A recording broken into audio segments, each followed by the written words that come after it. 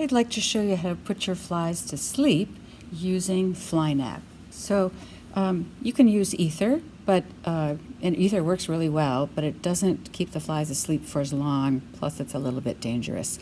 So we're going to use something called Fly Nap. Fly Nap takes a little bit longer to put the flies to sleep, but once they're asleep, they'll stay asleep much longer, plus it's a lot safer.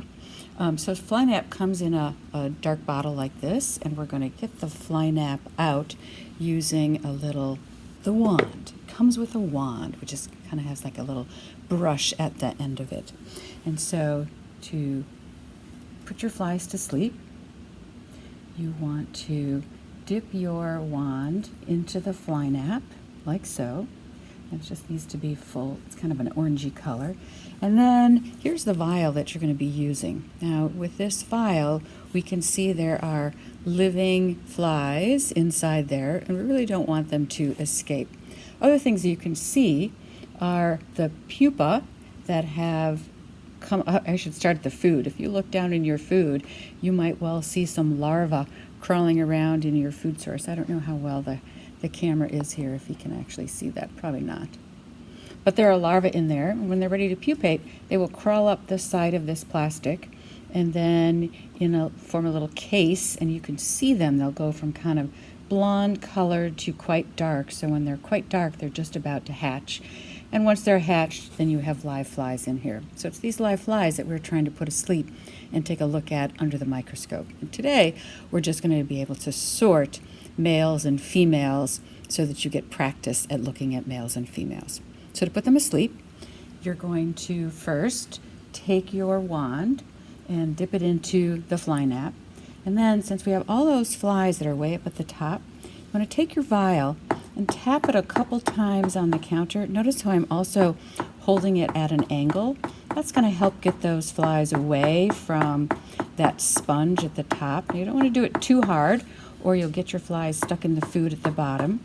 But we want to get them a little bit away. So I usually kind of take my wand out, have it ready, knock a couple of times, quickly insert the wand into the sponge. So I had to push the sponge away a little bit like so to kind of put the wand in. But now I want to flip this upside down. If I keep the vial upright, the sleeping flies will fall into the moist food and stick to that moist food. So I actually like to take it, tap it a little bit on the counter, and then set it in this cute little device that will hold it upside down. And now we're going to leave it there for, I would say 4 to 6 minutes, and then those flies will be asleep. So we'll come back in about 4 to 6 minutes. All right, it's been about 5 minutes, and what you want to look for to see if your flies are asleep are all the flies down at the bottom of your vial on this sponge. You can look around and see if there's any flying around, but it does not appear to be. So then for today, what we want to do is we want to put some of these flies.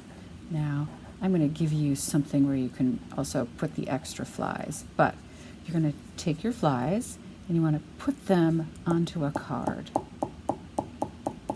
So put your stopper back on, and you can, I forgot to close up you do want to close the Fly Nap as soon as possible.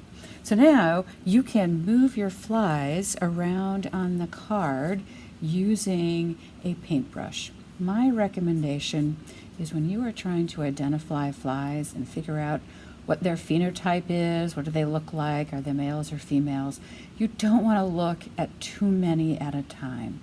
I would simply line up a few, as you can kind of see on my card here, and that is what you're going to use under the microscope. Now I've kind of put them on the edge of my card. I wouldn't do that either. I would put them more towards the center of my card, and probably even put this pile onto a second card so it's not going to be in your way. And today I want you to try to find about 10 males, 10 females, kind of make a little pile of males, little pile of females, and then I will come through and check to see how well you identified your flies and point out any misidentified flies.